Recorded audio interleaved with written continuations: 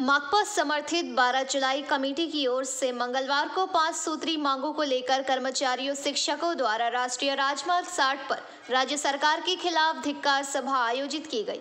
इसके साथ रैली करते हुए रानीगंज बस स्टैंड के समीप सभा करते हुए समापन किया गया। इस मौके पर 12 जुलाई कमेटी रानीगंज के कन्वेनर हीरक गांगुली, विमल गोस्वामी, दिव्येंदु मुखर्जी सहित अन्य मौजूद थे।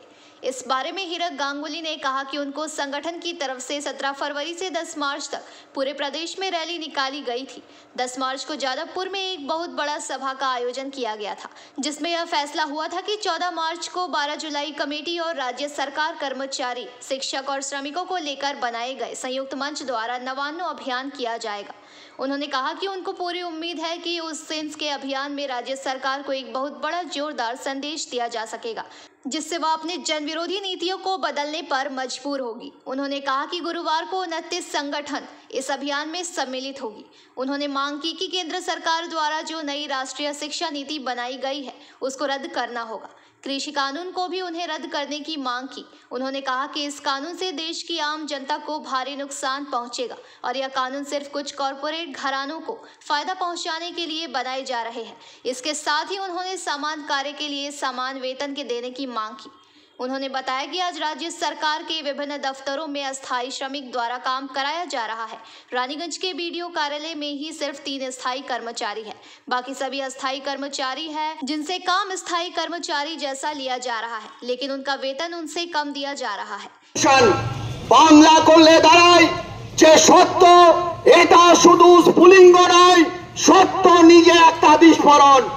আজকে সত্য এটাই যে নীতিতে আমাদের দেশকে নরেন্দ্র মোদী পরিচালনা করছেন, সেই একই নীতিতে আমাদের রাজ্যের সরকার, তৃণমূলের সরকার, যে সরকার বাণিজ্য পরিবারের পৈতৃক সম্পত্তি পিসি ভাইপো নিজেকে বাঁচাবার জন্য আজকে নরেন্দ্র মোদী সরকারের কাছে আত্মসমর্পণ করেছেন। আর এই আত্মসমর্পণ করেছেন বলেই যে রাজ্য সরকার মোদির বিরুদ্ধে বড় বড় কথা বলছে, সেই রাজ্য সরকারি জাতীয় শিক্ষানীতি যা মোদি বড় লোকদের কাছে শিক্ষাকে বিক্রি করার ব্যবস্থা করতে চাইছেন, সেই নীতি অলিখিতভাবে কার্যকর করছেন।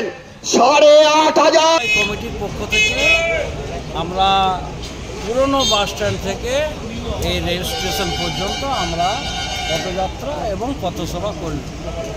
আপনারা জানেন যে আমাদের গত 17 ফেব্রুয়ারি থেকে 10 মার্চ পর্যন্ত রাজ্য কোঅর্ডিনেশন কমিটির ডাকে আমাদের সারা পশ্চিমবাংলায় পাহাড় থেকে সাগর পর্যন্ত আমাদের অধিকার যাত্রা সংগঠিত হয়েছে এবং আমাদের 10 তারিখে আমাদের কলকাতার যাদবপুর 8B স্ট্যান্ডে আমাদের জনসভা হয়। মূলত রাজ্য সরকারি কর্মচারী শিক্ষকদের নিয়ে এই সমাবেশ সংগঠিত হয়েছিল এবং সেখানে ঘোষণা করা হয় যে আমরা 14 মার্চ আমরা নবান্ন অভিযান করব। এই নবান্ন অভিযানের আমরা ডাক দিয়েছি যৌথ মঞ্চের পক্ষ থেকে। এই যৌথ মঞ্চের যে 29টি ইউনিয়ন আছে, তার মধ্যে আমাদের নিখিলবঙ্গ প্রাথমিক শিক্ষক সমিতি রয়েছে, আমাদের নিখিলবঙ্গ শিক্ষক সমিতি, নিখিলবঙ্গ প্রাথমিক শিক্ষক সমিতি থেকে শুরু করে আমাদের রাজ্য কোঅর্ডিনেশন কমিটি থেকে শুরু করে পঞ্চায়েত যৌথ কমিটি থেকে যৌথ কমিটি তাদের থেকে শুরু করে 29টি ইউনিয়ন আমরা একত্রিত হয়ে পরে আমরা 14 মার্চ আমরা নবান্ন অভিযান করছি। আমরা যে দাবি নিয়ে আমরা এই নবান্ন অভিযান করছি আপনারা জানেন যে আমরা পরিষ্কারভাবে আমাদের বক্তব্য হচ্ছে যে আমাদের এই যে অধিকার, সে অধিকারটা শুধুমাত্র আমাদের রাজ্য সরকারি কর্মচারী এবং শিক্ষকদের দাবি নিয়ে নয়। এই অধিকার সাধারণ মানুষের যে অধিকার, সেই অধিকার নিয়েই কিন্তু আমরা লড়াই আন্দোলন করছি। যেমন ধরুন, আমরা বলতে চাইছি যে জাতীয় শিক্ষানীতি বাতিল করতে হবে।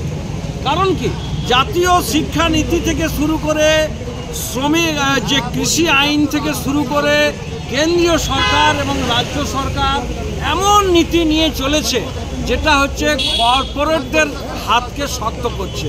আর সেই কারণে শিক্ষা ব্যবস্থাকে বাঁচানোর জন্য শিক্ষা ব্যবস্থা আজকে আক্রান্ত, সেটাকে বাঁচানোর জন্য আমরা দাবি করছি জাতীয় শিক্ষানীতি বাতিল করতে হবে। আমরা দাবি করছি যে সম কাজে সম বেতন দিতে হবে।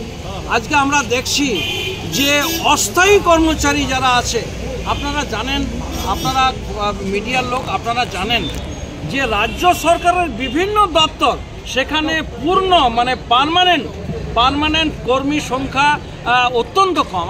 আমার কাছে যা খবর আছে যে রানীগঞ্জ ব্লক অফিসের মতো জায়গায় সেখানে মাত্র 3 জন পার্মানেন্ট स्टाफ रहे। नियमित अपडेट एवं दुनिया भर की ताज़ा खबरों के लिए हमारे फेसबुक पेज को फॉलो एवं यूट्यूब चैनल को सब्सक्राइब करें।